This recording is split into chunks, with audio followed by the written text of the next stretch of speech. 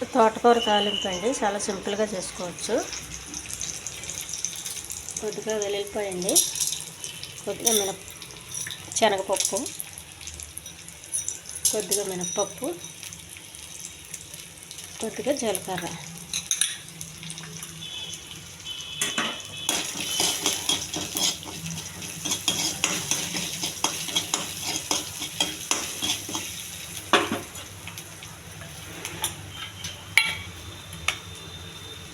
కొన్ని ఎండుమిర్చి అండి,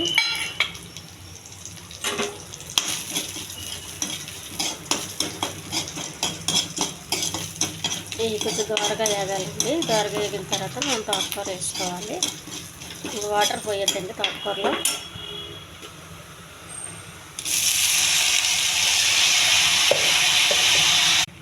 చూడండి, తోటకూర వేసాను.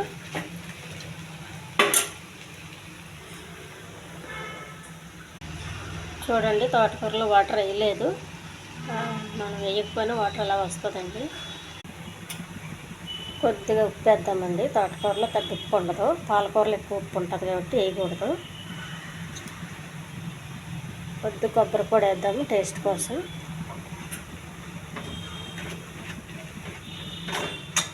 ఇప్పుడు పొడి ఆడుతూ ఉండాలండి బాగా.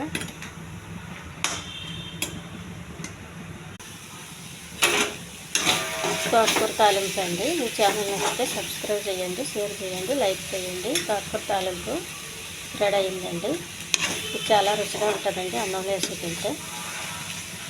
చూడండి, పొడిలాడుతూ ఉంది. చాలా హెల్దీ అండి ఇలా చేసుకోవడం వల్ల.